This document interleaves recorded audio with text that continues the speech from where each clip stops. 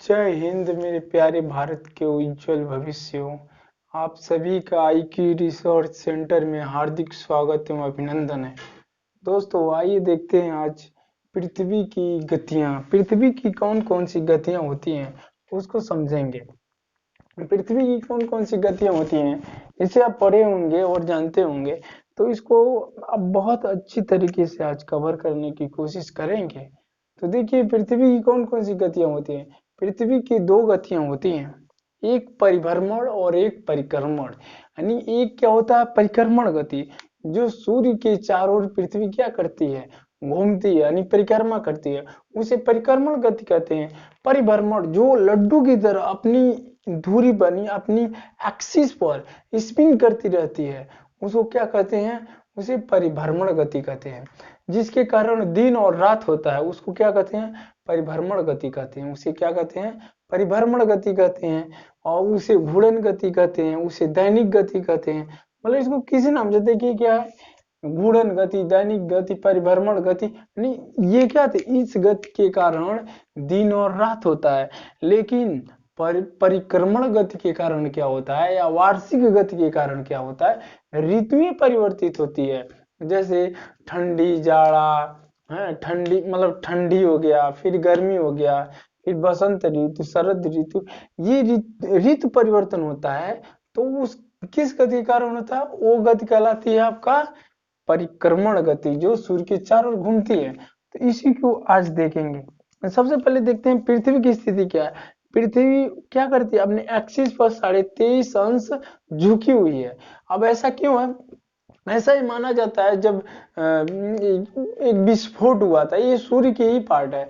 एक विस्फोट हुआ, वो आकाश में वैसे जाके क्या हुए, टंगे। तो बहुत से ऐसे ग्रह है जो 23.5 अंश पे इस पृथ्वी से ज्यादा भी झुके हुए हैं। कई ग्रह ऐसे झुके हुए, पृथ्वी उसमें ऐसे अंतरिक्ष में है 23.5 एंगल पर सेट हो गई अपने कक्षा में और अपना भ्रमण करती रही है सूर्य का। तो देखेंगे क्यों, मतलब ये पृथ्वी 23.5 अंश कहाँ से झुकी है। तो मान लीजिए क्या है, ये पृथ्वी है, मान लीजिए क्या, यही मान लीजिए पृथ्वी है, ठीक।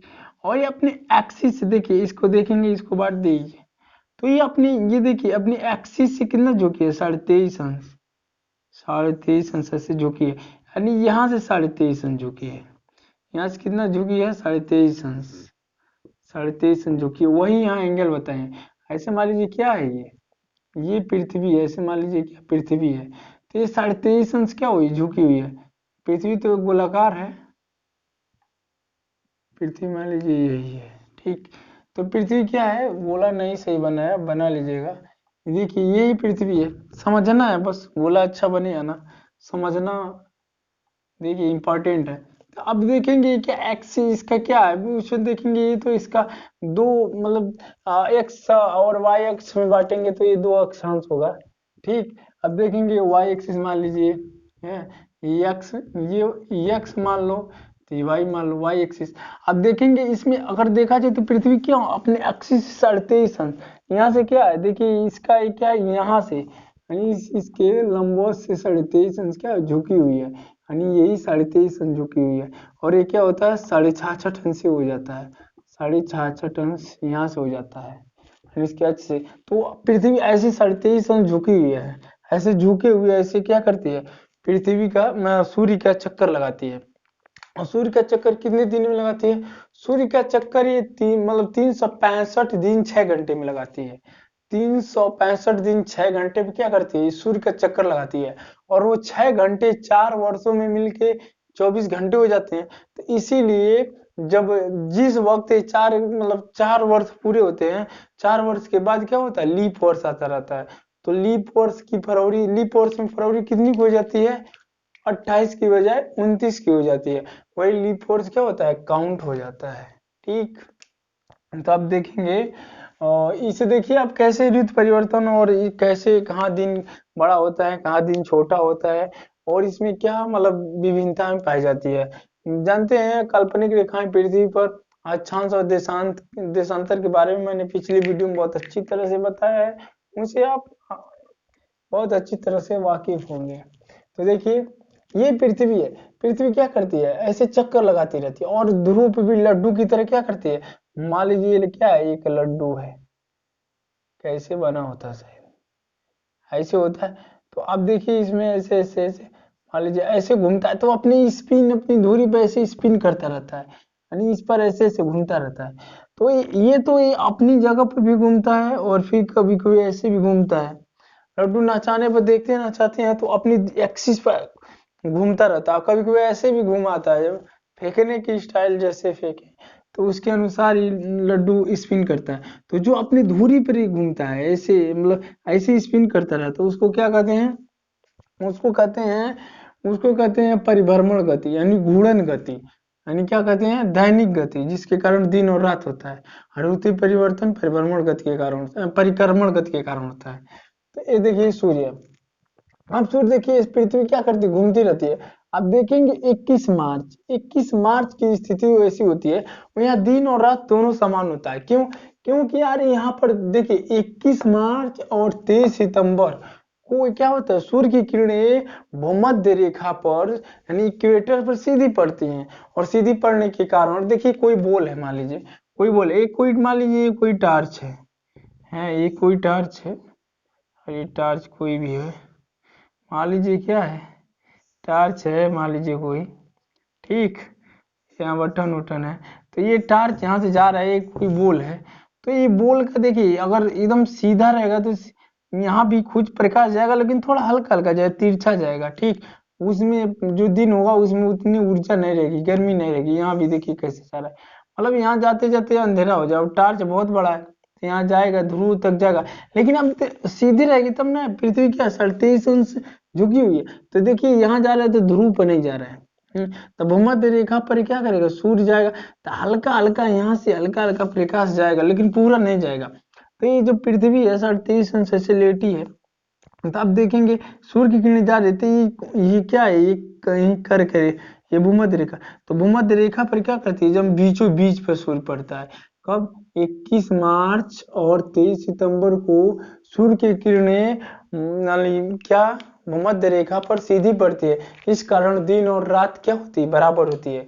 दिन और रात कहाँ बराबर होती है 21 मार्च और 23 सितंबर के दिन दिन और रात क्या होता है बराबर होता है। देखिए यहाँ बराबर होता है एग्जैक्ट सूर्य यहाँ पर उगेगा। ये देखिए कर्क रेखा है नॉर्थ साइड में, ये कर्क रेखा बनाए हैं, तीन ही रेखा बनाए, कर्क रेखा है मकर रेखा, कर्क रेखा भूमध्य रेखा और मकर रेखा।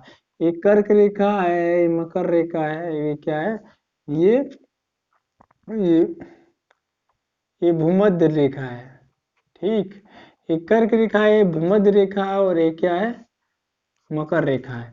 अब देखिए यहाँ सूर्य यहाँ इस स्थिति में यहाँ सूर्य क्या होता है एकदम बीच में पड़ता है, ठीक। तो ये ऊर्जा मतलब इधर भी प्रकाश जाता है इधर भी प्रकाश आता रहता है। तो दिन रात क्या होता है सभी अक्षांशों पर दिन और रात क्या होता है समान होता है, सभी अक्षांशों पर दिन और रात समान होता है।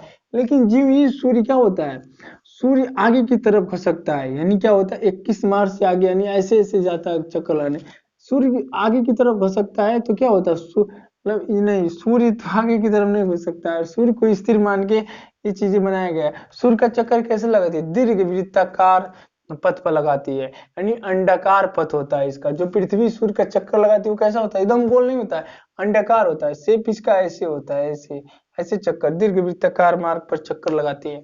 तो देखिए जब पृथ्वी 21 मार्च से आगे निकलती है सूर्य के चक्कर लगाते लगाते, तो सूर्य अब यहाँ से शिफ्ट होने लगता है किधर इधर पृथ्वी 23.5 एक्सिस पर क्या है झुकी हुई ऐसे ऐसे घूमते घूमते जाती है। तो स्थिति क्या हो जाती है यानी 21 जून आते आते क्या होता है सूर्य की मतलब सूर्य क्या धीरे धीरे देखिए आगे बढ़ता है धीरे धीरे खसकता है कर्क रेखा की ओर, यानी अब यहाँ से सूर्य कहाँ करेगा शिफ्ट होने लगेगा कर्क की रेखा की ओर। तो यहाँ आएगा मान लीजिए पृथ्वी यहाँ आ गई, पृथ्वी यहाँ आ गई, ठीक यहाँ आ गई, तो हल्का हल्का शिफ्ट होता रहेगा शिफ्ट होता रहेगा करते करते मतलब हल्का शिफ्ट। यहाँ सूर्य अब देखिए यहीं से चालू हो जाएगा 21 मार्च से सूर्य भूमध्य रेखा से कर्क रेखा की तरफ खसकने लगेगा, यानी उत्तर की तरफ सूर्य जाने उत्तरायण होने लगेगा, उत्तर की तरफ जाने लगा। और 21 जून आते आते सूर्य क्या होता है कर्क रेखा के बीचों बीच पर मतलब शुद्ध किरणें सूर्य की किरणें एकदम सीधी पड़ने लगती है कहाँ पर कर्क रेखा पर। ये कर्क रेखा उत्तर साइड में कर्क रेखा तीन रेखा देखिए पृथ्वी तीन रेखाओं को मतलब हाईलाइट किए कर्क रेखा कर्क रेखा भूमध्य रेखा मकर रेखा। तो उत्तर नॉर्थ साइड में क्या होता है कर्क रेखा और दक्षिण साइड में मकर रेखा, बीचों बीच में भूमध्य रेखा। होती तो बहुत सारी रेखाएं हैं, लेकिन ये तीनों इंपॉर्टेंट है, कर्क रेखा, भूमध्य रेखा और मकर रेखा। तो अब देखेंगे सूर्य क्या होता है, धीरे धीरे कर्क रेखा की ओर शिफ्ट होता है और 21 जून तक जाते जाते एकदम कर्क रेखा पर सूर्य की किरणें सीधी पड़ने लगती है। इस कारण ये सबसे बड़ा दिन 21 जून को होता है। सबसे बड़ा दिन कब होता है? 21 जून को सबसे बड़ा दिन होता है। कौन से गोलार्ध में? उत्तरी गोलार्ध। देखिए नॉर्थ साइड है, साउथ साइड है, तो नॉर्थ साइड में यानी उत्तरी गोलार्ध में सबसे बड़ा दिन कब होता है? सबसे बड़ा दिन 21 जून को होता है। अब सबसे बड़ा एकदम मैक्सिमम दिन कब होगा? उत्तरी गोलार्ध में 21 जून को सबसे बड़ा दिन होगा। अब सबसे बड़ा दिन होगा तो सबसे छोटी रातें भी तो यही होगी। 24 घंटा में ही तो पृथ्वी एक चक्कर लगाती है, तो 23 घंटा एग्जैक्ट इसका मान लेंगे यार।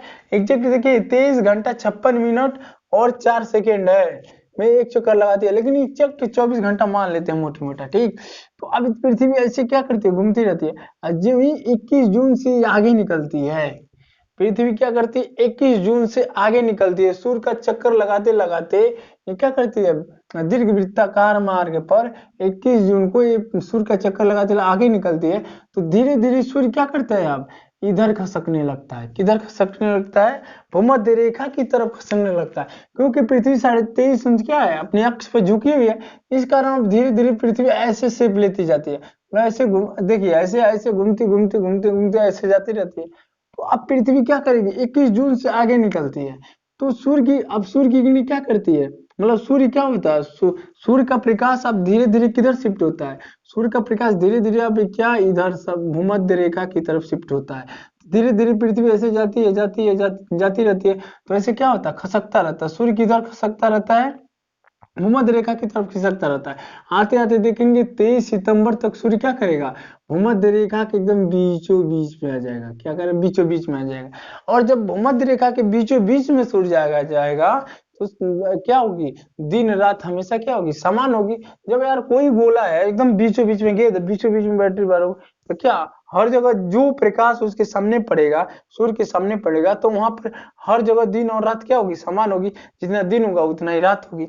तो यहाँ आते आते सूर्य की किरणें क्या होती है? भूमध्य रेखा पे एकदम बीचों बीच में पड़ने लगती है। इस कारण वहां भी दिन और रात क्या होती है? समान होती है। 23 सितंबर और 21 मार्च यानी 23 सितंबर 21 मार्च को क्या होता है? सूर्य की किरणें मकर रेखा पर सूर्य की किरणें भूमध्य रेखा पर सीधी पड़ती हैं। इस कारण क्या होता है? दिन और रात दोनों समान होता है, क्योंकि भूमध्य रेखा बीचों बीच में, भूमध्य रेखा ये बीचों बीच में जब सूर्य की किरणें यहाँ पर पड़ेंगी तो ये क्या है? ये कर्क रेखा है, मकर रेखा है, तो बीच में पड़ेगी, तो जितना प्रकाश उधर जाएगा उतना ही प्रकाश इधर आएगा। तो क्या होगा? दिन और रात क्या होगा? बराबर होगा। तो जो भाग सूर्य के सामने आएगा उस दिन, जो पृथ्वी घूम रही होगी उस दिन सूर्य मतलब पृथ्वी का जो भाग सूर्य के सामने आएगा वहां बराबर रात और बराबर दिन होगा, ठीक। तो 21 मार्च और 23 सितंबर की स्थिति में सूर्य की किरणें क्या होती है? मध्य रेखा पर सीधी पड़ती है। इस कारण दिन और रात क्या होता है? समान होता है। लेकिन जो हुई, अब देखिए यहाँ सीधा पड़ा, जो हुई अब 23.5 अंश झुकी भी है पृथ्वी, तो अब जब सूर्य की किरणें मध्य रेखा पर सीधी पड़ती है, जो ही अब 23 सितंबर से आगे निकलती है। क्या? 23 सितंबर से आगे निकलती है पृथ्वी। तो 23 सितंबर से आगे निकलते हुए मार्गवर्ती क्या करता है? सूर्य धीरे धीरे अब मकर रेखा की तरफ शिफ्ट होने लगता है, यानी ये मकर रेखा है, तो ये मकर रेखा की तरफ खिसकने लगता है। आते आते देखेंगे, आते आते ऐसे आगे बढ़ता रहता है, आते आते एक मतलब 22 दिसंबर को, क्या 22 दिसंबर को सूर्य की किरणें मकर रेखा पर सीधी पड़ने लगती हैं। अब देखिए यहाँ पर कर्क रेखा है, ये क्या है? यहाँ पर देखेंगे 21 जून को कर्क रेखा पर सूर्य की किरणें सीधी पड़ रही थी। अब 22 दिसंबर को जो हमारी मतलब हमारे क्या होता है नॉर्थ साइड में यानी उत्तरी गोलार्ध में ठंडी पड़ेगी, उस वक्त दक्षिणी गोलार्ध में गर्मी पड़ेगी। यानी सबसे बड़ा दिन कहाँ होता है? दक्षिणी गोलार्ध में मकर रेखा पर सबसे बड़ा दिन होता है। जहाँ सबसे बड़ा दिन होगा वहीं सबसे छोटी रातें भी होंगी। मतलब यहाँ दिन बड़ा होगा तो रातें छोटी होंगी। अब क्या सूर्य की किरणें यहाँ सीधी पड़ने लगी। अब देखिए वहां शिफ्ट होकर सूर्य धीरे धीरे आया होगा, इतना दूर डिस्टेंस करते करते धीरे धीरे कर्क रेखा पर सूर्य की किरणें क्या पड़ने लगी? सीधी पड़ने लगी, ठीक। तो अब देखिए यार नॉर्थ साइड में क्या होगा? भीषण ठंडी पड़ेगी। क्या भीषण ठंडी पड़ेगी? शीत ऋतु आ जाएगा। है, यानी यहाँ ठंडी पड़ने लगेगी। ठीक, क्योंकि कर्क रेखा पर अब देखिए यहाँ इस साइड में जो 21 जून को क्या हो रहा है, कर्क रेखा सूर्य की सीधी पड़ रही है, तो मकर रेखा पर बहुत भीषण सर्दी सर्दी पड़ रही होगी। अब क्योंकि यार ध्रुव पर 6 महीने का दिन, 6 महीने का रात होता है, तो आप देखिए यहाँ यहाँ जब सूर्य की किरणें सीधी पड़ रही है तो दोनों तरफ पे प्रकाश जा रहा है, लेकिन जो लेटा सूर्य की किरणें बीच में पड़ेगी, लेटा हुआ भाग में जा रहा है, क्योंकि मकर रेखा सीधी पड़ रही है। अब धीरे धीरे जब इधर की तरफ खिसक रहा है, तो देखिए इधर की तरफ नॉर्थ साइड इधर है, साउथ साइड इधर जा रहा है, तो साउथ साइड धीरे धीरे अब इधर जाता रहेगा, तो वहाँ क्या होगी, रातें बड़ी होती जाएगी, मतलब क्या होगा, रातें बड़ी होती जाएगी। ऐसे ऐसे घूमते घूमते देखेंगे यहाँ पर 6 महीने का रात हो जाएगा। साउथ साइड में धीरे धीरे रात होते होते होते आएगा और 6 महीने तक यहाँ रात होगा। फिर यहाँ पर देखिए नॉर्थ साइड क्या होगा, बैक जाएगा और साउथ साइड सूर्य के सामने आएगा, तो वहाँ देखिए नॉर्थ साइड में यहाँ से लेके यहाँ तक 6 महीने क्या होता है, यानी यहाँ से लेके यहाँ देखिए, यहाँ से लेकर यहाँ तक, यानी यहाँ से लेकर के यहाँ तक, यहाँ 6 महीने रात्रि होगा, रात 6 महीने रात होगा। क्या कौन से साइड पर, यहाँ पर देखेंगे साउथ साइड में क्या होगा, 6 महीने की रात होगा। लेकिन यहाँ नॉर्थ साइड, साउथ साइड वाला भाग आगे अगर नॉर्थ साइड है तो धीरे धीरे आप, मतलब ये नहीं ऑटोमेटिक नहीं होगा, धीरे धीरे होता है ये प्रक्रिया, धीरे धीरे। अब देखिए यहाँ से यहाँ तक आएगा तो क्या होगा, अब यहाँ यहाँ तो रात होगा, तो यहाँ 6 महीने का क्या होगा, दिन होगा। मतलब 6 महीने का यहाँ क्या होगा, रात्रि होगी, किस साइड पर, साउथ साइड पर, और यहाँ रात्रि होगी नॉर्थ साइड पर। यानी यहाँ देखिए 6 महीने रात होगा क्या, साउथ साइड पर, तो दिन कहाँ होगा, नॉर्थ साइड पर जो सूर्य के सामने है।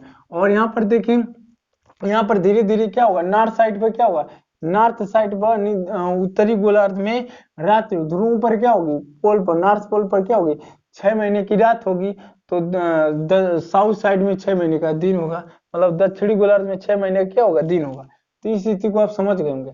अब देखिए धीरे धीरे पृथ्वी से बढ़ गई, अब यहाँ आएगी तो मकर, देखिए मकर रेखा सूर्य की किरणें ऐसे आते आते अब यहाँ तक आ गए, मतलब 22 दिसंबर को सबसे बड़ा दिन मकर रेखा पर होगा। अब धीरे धीरे क्या होगा, पृथ्वी इधर घूमेगी, ऐसे आएगी, मतलब इस स्थिति में तो सूर्य की किरणें अब क्या होगा, मकर रेखा से धीरे धीरे शिफ्ट होने लगे कहाँ, भूमध्य रेखा पर। यहाँ देखिए आते आते भूमध्य रेखा पर, यहाँ धीरे धीरे आते आते क्या करेगा, भूमध्य रेखा पाएगा। अब यही प्रक्रिया क्या होती है, चलती रहती है। तो अब यही होता है, ऋतु परिवर्तन होता रहता है। कभी अब दक्षिणी गोलार्ध में जब सबसे ज्यादा हम लोगों की यहाँ सर्दी पड़ रही है, तो धीरे धीरे वहाँ गर्मी आ रही है। जैसे जैसे यहाँ गर्मी सर्दी बढ़ेगी, तो उत्तरी गोलार्ध में जैसे जैसे क्या होगी, उत्तरी गोलार्ध में जैसे जैसे ठंडी बढ़ेगी, दक्षिण गोलार्ध में वैसे वैसे क्या होगी, गर्मी आएगी, गर्मी बढ़ेगी। आज जैसे जैसे वहां पर हम लोग देखिए अब ठंडी की तरफ बढ़ रहे हैं, तो वो गर्मी की तरफ बढ़ रहे हैं। ठीक, हम लोग की जितना, हम लोगों यहाँ जितना क्या पड़ेगा, हम लोगों के यहाँ जितना सर्दी पड़ेगी वहाँ उतना ही गर्मी पड़ने लगेगी, साउथ मतलब दक्षिण गोलार्ध में। तो ऐसे होता रहता है। अब देखेंगे 21 मार्च के दिन क्या होता है, दिन और रात समान होता है, क्योंकि भूमध्य रेखा पर पड़ते सूर्य की किरणें, इसीलिए देखिए यहाँ यहाँ सूर्य की किरणें थोड़ा तिरछी पड़ जाती है, क्योंकि पृथ्वी गोल है, यहाँ भी तिरछी पड़ जाती है। तो इसी कारण यहाँ मकर रेखा पर और क्या होता है, इस रेखा पर क्या होता है, मतलब सीधी नहीं पड़ती, अब पृथ्वी 23.5 अंश झुकी होने के कारण क्या होता है, ज्यादा झुका होता है, इसलिए यहाँ शरद ऋतु आ जाती है। और एक आता है नॉर्थ साइड में क्या होता है, बसंत ऋतु आता है। वही चीज यहाँ नॉर्थ साइड वाला भाग ज्यादा झुका होता है, इस कारण वहाँ सूर्य की किरण उतना नहीं जा पाती जितना क्या आती है, जितना साउथ साइड में आती है। इसलिए साउथ साइड में क्या होता है, बसंत ऋतु आ जाता है। ठीक है, और यहाँ नॉर्थ साइड में क्या होता है, शरद ऋतु आ जाता है। इस बात को आप समझ रहे होंगे। हाँ, बसंत ऋतु और शरद ऋतु क्या होती है। अब देखिए सबसे स्टैंड, मतलब सबसे क्या होता है, ये कभी कभी ये से पूछ लेता है यार कि बताइए सूर्य की स्थिति, मतलब पृथ्वी सूर्य से सबसे ज्यादा दूरी पर कब होती है, सबसे कम दूरी पर कब होती है। तो यार पृथ्वी और सूर्य के बीच की न्यूनतम दूरी कहाँ होती है, उसको क्या कहते हैं, उपसौर कहते हैं। और वो कब होता है, 3 जनवरी को। देखेंगे 3 जनवरी को क्या होता है, 3 जनवरी को सूर्य और पृथ्वी के बीच की दूरी क्या होती है, सबसे कम होती है। उसी को क्या कहते हैं, उपसौर कहते हैं, उपसौर कहते हैं। यानी क्या कहते हैं, उपसौर। यानी 3 जनवरी को सूर्य और पृथ्वी के बीच की दूरी न्यूनतम होती है, एकदम न्यूनतम, तो उस स्थिति को उपसौर कहते हैं। और 4 जुलाई को क्या होता है, पृथ्वी और सूर्य के बीच की दूरी सबसे अधिक होती है। तीर क्या दिखा रहा है, सबसे अधिक होती है, यानी सबसे अधिक होती है, यानी सूर्य और पृथ्वी की सबसे अधिक मैक्सिमम दूरी कब होती है, 4 जुलाई को। उस स्थिति को अपसौर कहते हैं, अपसौर, अपसौर कहते हैं, उसे क्या कहते हैं, अपसौर कहते हैं। तो इस बात को आप समझे होंगे। और पृथ्वी देखते हैं यार, मतलब क्या करता है, देखेंगे धीरे धीरे क्या करती है पृथ्वी, 365 दिन और 6 घंटे में क्या करती है, एक चक्कर लगाती है। तो धीरे धीरे वही 365 दिन 6 घंटे, 4 वर्ष आते आते छो चौको 24 घंटे हो जाते हैं। इस कारण एक दिन हो जाता है। और क्या होता है, लीप वर्ष होता है वो। और लीप वर्ष में फरवरी क्या होती है, 29 दिन की होती है। 28 की बजाय कितनी हो, 29 दिन की होती है। आप इसे देखेंगे कि पृथ्वी यार कितनी, मतलब ये क्या होती है, ये परिक्रमा, और सूर्य का क्या है, पृथ्वी मान लीजिए ये पृथ्वी सूर्य का क्या कर रही है, परिक्रमण कर रही है, यानी परिक्रमा कर रही है। तो ये कितनी स्पीड से कर रही है यार, 29.8 किमी प्रति सेकेंड की स्पीड है इसकी। देखिए पलायन में एक पृथ्वी से कोई वस्तु अगर 11.5 किलोमीटर पर सेकेंड से फेंके तो क्या पृथ्वी वायुमंडल को पार कर जाएगा, कभी आएगा नहीं। मतलब एक फेंक दिए तभी, रॉकेट क्या होता है, उतना स्पीड नहीं होती है तो उसको बूस्ट करके ले जाया पड़ता है, कई बूस्टर लगते हैं, मतलब काम करते करते ले जाना पड़ता है। और देखिए अगर उतना वैज्ञानिकों ने उतना गति 11.5 किलोमीटर प्रति सेकंड की स्पीड ले ले, कोई मशीन है इतना स्पीड से कोई चीज फेंक दे, तो इतना स्पीड से फेंकेगा, यही से फेंक देगा कोई अंतरिक्ष यात्री, आकाश में चला जाएगा, यानी गुरुत्वाकर्षण को पार कर जाएगा और पृथ्वी को कभी लौट कर नहीं आएगा। तो ऐसा कोई चीज में इंजन यहाँ से ऐसे ईंधन क्यों, मतलब वायु प्रदूषण हो रहा है। वैज्ञानिकों को ऐसा सोचना चाहिए कि इतना की चीज बनाए कि यहीं से कोई बूस्ट करे इतना फास्ट से कि मतलब इंजन की आवश्यकता नहीं, यहीं से 11.5 के स्पीड दे दे, पलायन वेग से ज्यादा हो जाए। लेकिन जाते जाते जब जिस कक्षा में स्थापित करना है वहीं पर ब्रेक लगा के वहीं रोक लिया जाए। तो ऐसा हो सकता है विज्ञान कर ले, अभी तो ऐसा नहीं है, देखेंगे आगे क्या हो सकता है।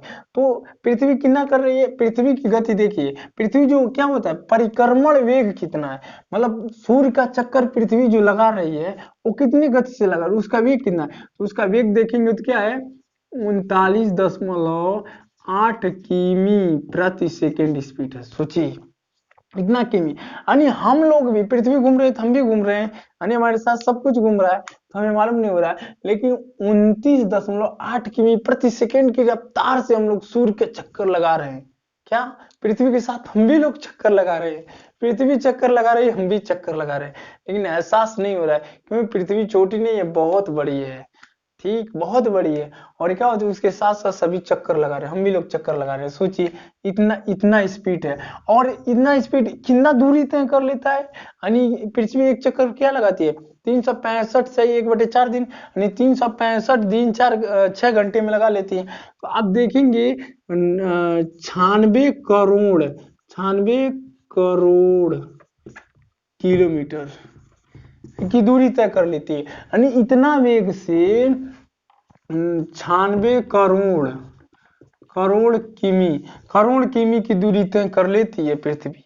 यानी अंतरिक्ष देखेंगे 3,84,000 किलोमीटर चंद्रमा की दूरी है पृथ्वी की, लेकिन पृथ्वी सूर्य का चक्कर एक साल में लगा लेती है 96 करोड़, यानी कई बार आया जाएगा। सोच लो ये 3,84,000 किलोमीटर चांद की दूरी है पृथ्वी से, और 96 करोड़ किलोमीटर हम लोग एक साल में घूम लेते हैं। तो सोचिए ये मतलब चांद पर कितने बार आए जाएंगे अगर पृथ्वी की भांति, मतलब इतना दूरी तय करे कोई अंतरिक्ष यात्री, स्पेस यात्री। तो है, इस बात को आप समझ गए होंगे। समझ गए पृथ्वी क्या करती है, ऐसे घूमती रहती है। अब सोच लो यार पृथ्वी घूमती रहती है ऐसे, ठीक पृथ्वी 23.5 सन से एक्सिस पे घूमती रहती है, तो ये भी किसी सौर मंडल का पार्ट, हमें सौर मंडल मतलब सौर मंडल में पृथ्वी वो लेक्चर लिया था, उसमें बहुत बढ़िया से उसको समझाया था, उस वीडियो को जरूर देखिए। अगर मान लीजिए आज मुद्दा कोई दूसरा है, मतलब ये थ्योरेटिकल नहीं है, बस समझिए आप समझने के लिए। देखिए ये पृथ्वी है तो इसे क्या मान लीजिए सन सूर्य है, ठीक सूर्य है, और इसमें बहुत सारे 8 ग्रह हैं, तो पृथ्वी की मान लीजिए पोजीशन है।